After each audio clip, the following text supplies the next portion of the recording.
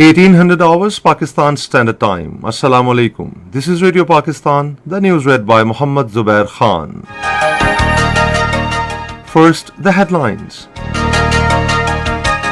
National Assembly unanimously passed a resolution today declaring that no facade of elections based on sham delimitation exercise can substitute the legitimacy and indispensability of a free and impartial plebiscite in Indian illegally occupied Jammu and Kashmir. Asian Development Bank has indicated to provide an additional support of $2.5 billion for the next fiscal year. Pakistan and China have agreed to carry forward traditional friendship as both the countries will never allow any force to sabotage their all-weather strategic cooperative partnership. Pakistan says there is no change in Islamabad's policy on trade with New Delhi. In Indian illegally occupied Jammu and Kashmir, Hurriyat leadership has called for settlement of the Kashmir dispute through sustained and time-bound dialogue process between Pakistan and India.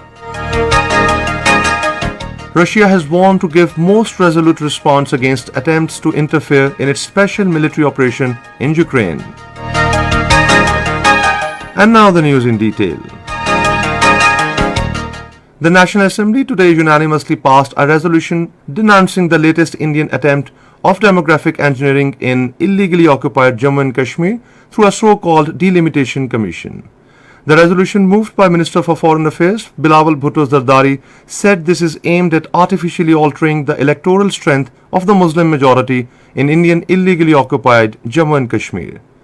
The resolution categorically rejected the report of the so-called Delimitation Commission that seeks to convert the Muslim majority of Indian illegally occupied Jammu and Kashmir into minority and further marginalize, disenfranchise and disempower the Kashmiri population and advance the political and electoral objectives of the BJP. The resolution noted that through the delimitation exercise, India is making attempts to further its illegal actions of 5th August 2019 and subsequent measures. The resolution recalled that Jammu and Kashmir is an internationally recognized dispute and a long-standing item on the agenda of the United Nations Security Council.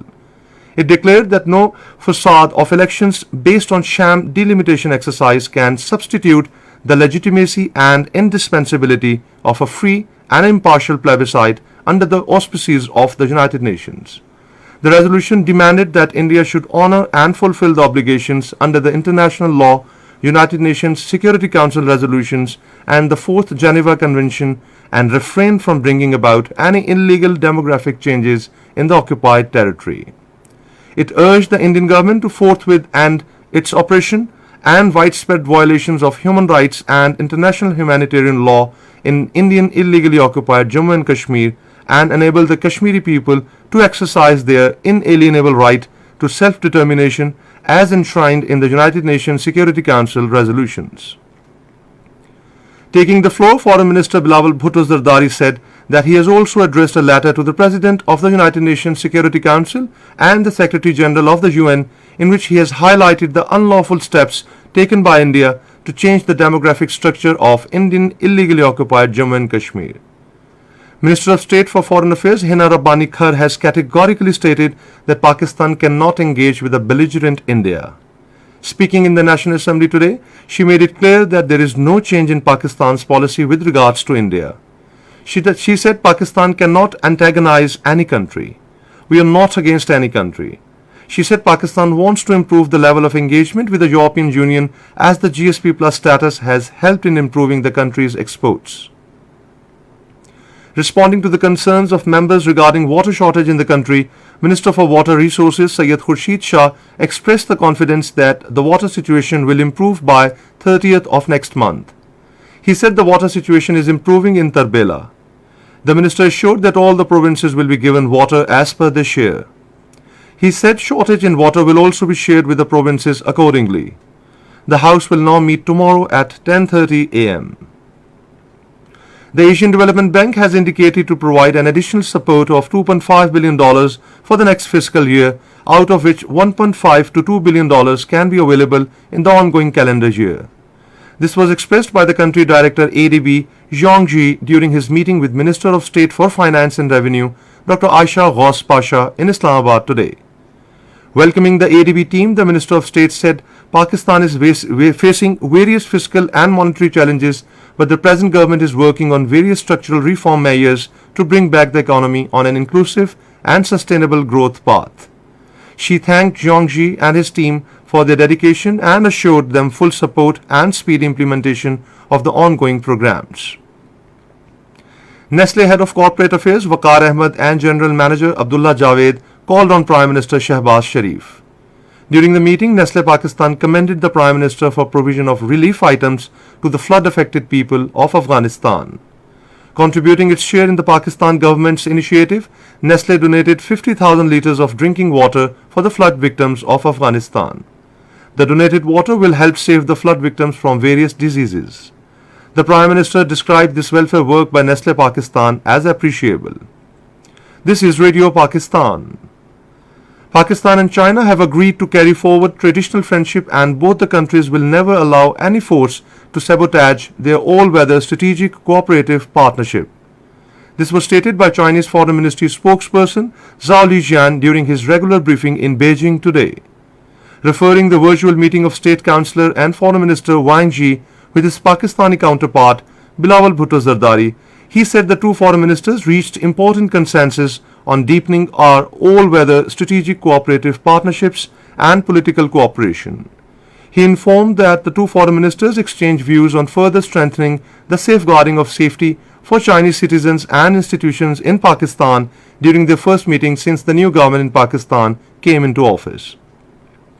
Zhao Lijian said that friendship towards China remained the shared consensus in Pakistan, transcending political differences. He said Foreign Minister of Pakistan has reiterated that the China-Pakistan friendship remained the cornerstone for Pakistan's foreign policy and also was a strategic priority for Pakistan. Zhao Lijian remarked that China and Pakistan would deepen practical cooperation across the board. Foreign Office spokesperson Asim Iftikhar has clarified that there is no change in Pakistan's policy on trade with India. In his media briefing in Islamabad today, he said we want friendly relations with all our neighbouring countries, including India, but the situation arose after the Indian illegal actions of August 2019 did not provide conducive environment. Regarding reduction in water flow in Chenab River, the spokesperson said the issue was raised by a commissioner on an Indus Water Treaty with his Indian counterpart, and we will take all necessary steps to protect our interests. In Indian illegally occupied Jammu and Kashmir, the APHC has called for settlement of the Kashmir dispute through sustained and time-bound dialogue process between Pakistan and India to ensure peace and stability in South Asia. Talking to an Indian civil society delegation in Srinagar, senior APHC leader Professor Abdul Ghani Bhatt urged them to put pressure on the BJP government to resolve all disputes, particularly the grave issue of Jammu and Kashmir, with Pakistan through talks. He said both Pakistan and India need to come close and forge friendly relations to address the Kashmir dispute once and for all. Russia has warned to give most resolute response against attempts to interfere in its special military operation in Ukraine. In a statement, Russian presidential spokesman Dmitry Peskov said that Moscow will be ready to give the most resolute response to the side which will try somehow to get into Ukraine and get into the special military operation that the Russian armed forces are currently conducting in Ukraine. North Korea fired 3 short-range ballistic missiles toward the sea today. South Korea's Joint Chief of Staff says the missiles were launched from the north capital towards eastern coast. And finally, the weather report. Hot and dry weather is expected in most parts of the country, while plain areas will remain under the grip of severe heat wave conditions during the next 12 hours.